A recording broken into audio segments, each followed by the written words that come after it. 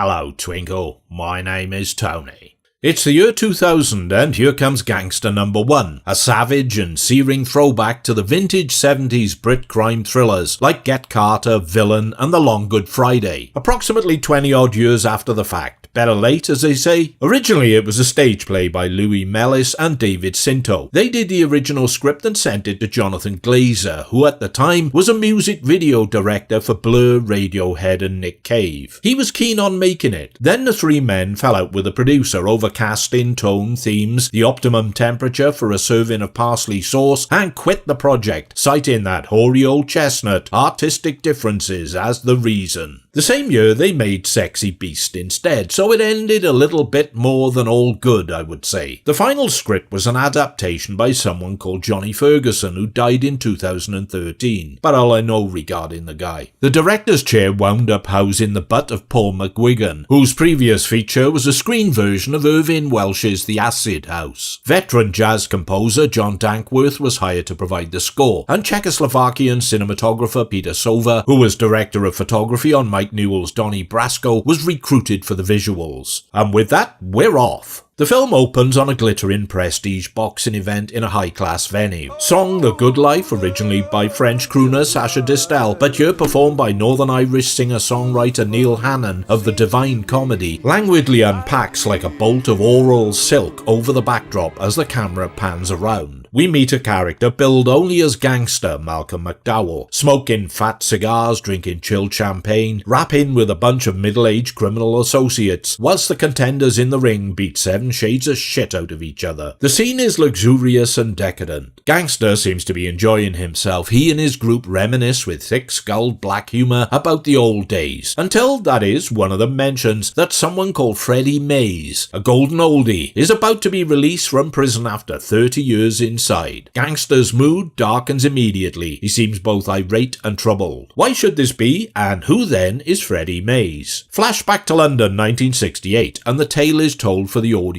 to witness, punctuated by McDowell's occasional voiceovers. Young Gangster Paul Bettany is recruited into the employ of Freddie Mays, the butcher of Mayfair, David Thewlis. Freddie is an immaculately turned out 60s follower of fashion, a dandy with a casually violent streak. He lives in a penthouse apartment, wears the best suits and jewellery, dines in the finest restaurants, drives top-of-the-range motors, and is a key London crime kingpin. Rumour has it he once murdered a copper and got away with it. Something of a legend then, in the right or wrong circles. Seeing what Freddie has and the power and loyalty he commands, Gangster is consumed by ambition and aspires to get himself into the same position. His envy of Freddie isn't merely borderline pathological. It crosses the border and pitches a permanent camp in a state of simmering psychotic jealousy. He bides his time as a foot soldier on the payroll. One of Freddie's nightclubs is torched in an arson attack. The perpetrators are identified as 2 goons employed by rival crime boss Lenny Taylor, Jamie Foreman. Gangster takes it upon himself to abduct one of the culprits and treat him to a friendly round of crazy golf, battering him nearly dead with golf clubs, leaving him hospitalised with life-changing injuries. Freddie, who wanted to deal with the situation in a more subtle and strategic way to avoid all-out gang warfare, is raging. He drags Gangster to one of Taylor's seedy bars to meet with the man himself. Lenny Taylor is a leering, sneering, face-pulling madman. However, Freddie is a man of implacable cool reserve and manoeuvres Lenny into a position where they reach an uneasy mutual acknowledgement that gang war would be bad for all parties. Driving back, Freddie suggests they stop for a bite to eat and a nightcap at a prestigious club. It is there he meets waitress and escort Karen Saffron Burrows. They experience an immediate mutual attraction, much to the dismay, contempt and revulsion of Gangster, who doesn't appear to be interested in women, or men come to that, in a romantic or sexual sense. Before long, Karen is a fixture in Freddie's life, something that Gangster feels increasing resentment about, even more so when she announces their engagement and pending marriage. The opportunity to move on up rears its head one fateful day when Gangster and another of Freddie's main men, Roland Razak Adoti, happen to catch sight of one of Freddie's lesser minions, Eddie Miller, Eddie Marson, leaving Lenny Taylor's club. He seems to be on suspiciously cordial terms with Lenny and his crew. Following Eddie home and threatening him mercilessly with a small axe, Eddie reveals that Lenny is planning to ambush and kill Freddie. Gangster realises that Roland is going to want to warn down Freddy, and he doesn't want that, so drives him to some waste ground and approaches him, friendly-like, with his axe concealed behind his back. What could he have in mind, one wonders? Back at Freddy's pad, days have passed and Roland has been curiously absent. One of Freddy's hard men, Mad John, Doug Allen, believes that Lenny Taylor's crew have killed Roland and is eager for bloody revenge. Freddy's closest friend and advisor, Tommy Kenneth Cranham, pitches for restraint until they know more. Freddy decides to allow a few more days for Roland to resurface one way or another. Gangster parks up and watches from his car as Freddy and Karen walk at night through Mayfair. They are attacked by Lenny and his gang. Freddy is beaten with baseball bat, shot 3 times and stabbed. Karen has her throat slashed open. Gangster can barely control his excitement and satisfaction at watching Freddy drag himself messily along the pavement to where Karen lies bleeding out. Freddy winds up in hospital in a critical condition. Gangster makes his move, pushes Tommy aside and takes control of Freddy's empire. Alone, he breaks into Lenny's apartment, shooting him in the leg. Then he unpacks his tools, his axe, chisels, knives, saws, pliers and other handy workshop implements. Stripped to his underwear, he goes to work on Lenny for a protracted period to the strains of Anthony Newley singing Why. When Freddy recovers enough to stand trial, he is charged with ordering the murder of Lenny Taylor. He is found guilty and sent down for a 30-year stretch. Cue montage of violence, murder, torture and armed robbery to the blaring strains of the Sweets blockbuster as Gangster leads Freddy's crew into the 70s and beyond. People are lost along the way, Tommy backs off and retires, Mad John gets life for butchering his wife in a supermarket, but the ruthless and deranged Gangster rises to the top of the shit heap, securing the title of Gangster number 1.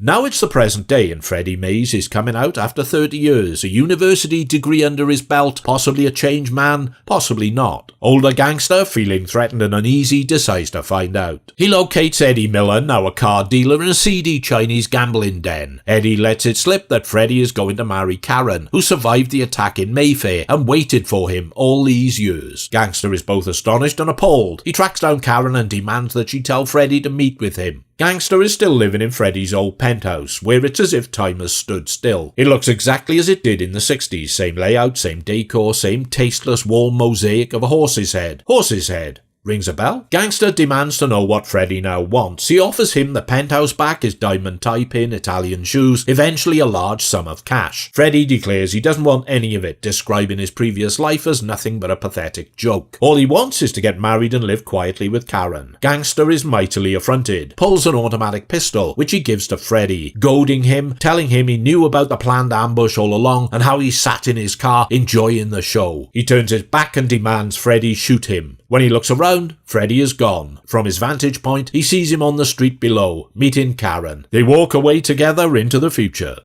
Later that night, standing on the penthouse roof in his vest, he sets fire to the bundles of cash and rants about how he is number 1. The hollow, loveless, joyless void of his existence hits home. He remains now what he's always been, a black hole, nothing. He steps off the roof, leaving behind burning and charred banknotes floating and fluttering in the air. The good life plays again.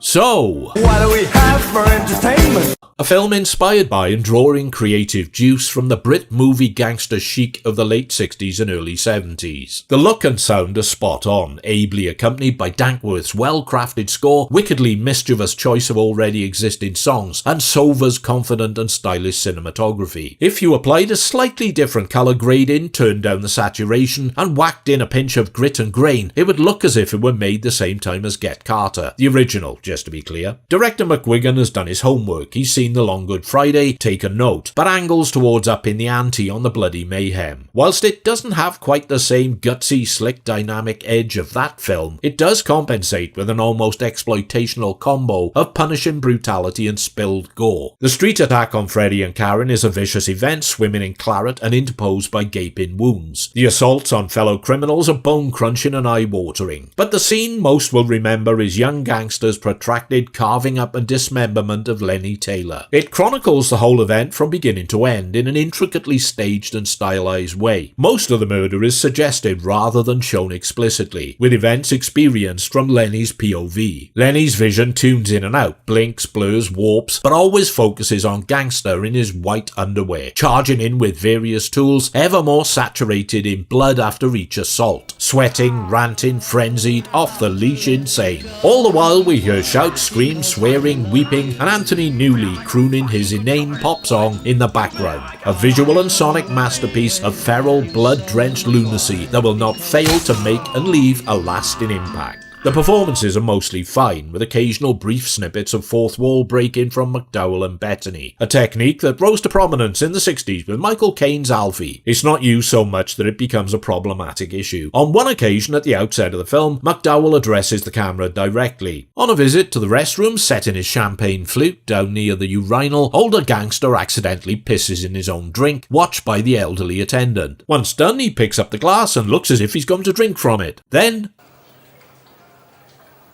what do you take me for? A cunt? twice Bettany looks into the camera and opens his mouth wide in a silent scream, like some sort of alien monster, a disturbing reference to just how batshit insane he is. David Thewlis is perfect as Freddie Mays, a man who looks like he's smiling internally at some sort of private joke he shares with no one else. He cuts quite a charismatic and relatable figure. Saffron Burrows is extremely compelling as an achingly gorgeous late 60s dolly bird who is no empty airhead, and more than astute enough to suspect Gangster's game right away, which is why he needs it gone. And the supporting cast, most notably Cranham, Marson and Foreman, deliver some full-on attention-grabbing character studies. Then there's McDowell and Bettany, who represent both the film's greatest strengths and its weaknesses. Both men deliver powerhouse performances that add an extra dimension to the notions of threat, menace and human depravity. However, although their behaviours and accents are compatible, in other ways they don't add up to a seamless assimilation of the same character. Their voices are markedly different, there is a height difference, and their eyes are different colours. The latter is immediately obvious because Gangster has a habit of threatening others by commanding them to look in my eyes. Look in my fucking eyes. We get to see both sets of mince pies up close. Okay, so age can change your voice, make you lose some height, and maybe dull your eye colour, but usually not to the extent we have here. If it does, then I've got a future as a high-pitched midget with albino peepers to look forward to. Thematically, it's about redemption and damnation, the consequences of actions and reactions, and the futility of self-absorbed nihilism and pathological envy. Gangster is Shakespeare's Iago to Freddie's Othello, driven by overwhelming paranoia and covetousness. Freddie, however, learns the error of his ways, grows and evolves, realizing that materialism and status is meaningless without love. Gangster can take all that Freddie has, try to make it his own, gorge himself on wealth and power, but come up empty. No family, no friends, no love, no life, no point. Where most monsters aspire to some iota of reciprocal affection and human connection in some form, he is incapable of that. Certainly, he is emotional, but his emotions are unvaryingly negative, corrosive, destructive. Hate, greed, envy, and soaring megalomania, along with the inability to change or adapt. Gangster cannot move forward, he's stuck. It's as if when Freddie went down and he took over, he became frozen in time. Even the penthouse where he lives has not changed since the 60s. It's the same. He lives there, owns it, but is still not his. It remains Freddie's possession, and Gangster is denied the human capacity to change it. In the end, he realises he's an empty void, born of a void, and returns to the void from which he came. No one mourns or cares. I'm number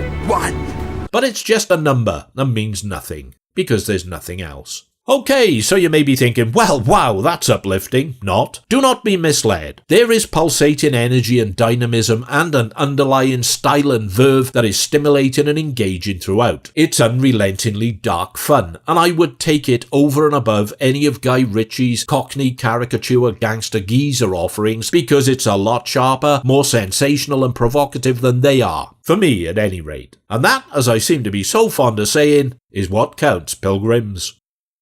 Thanks for your time and attention. If it pleases you, stick around to hit either like or didn't like, chisel a comment, stab subscribe, visit my Patreon channel where exclusive early access to content is the main thing, or help keep me in a state of alcoholic equilibrium by tapping the thanks button and making a much appreciated contribution to the cause. I shall return in the very near future. Farewell for now. Why haven't you killed me? Who says I'm not going to?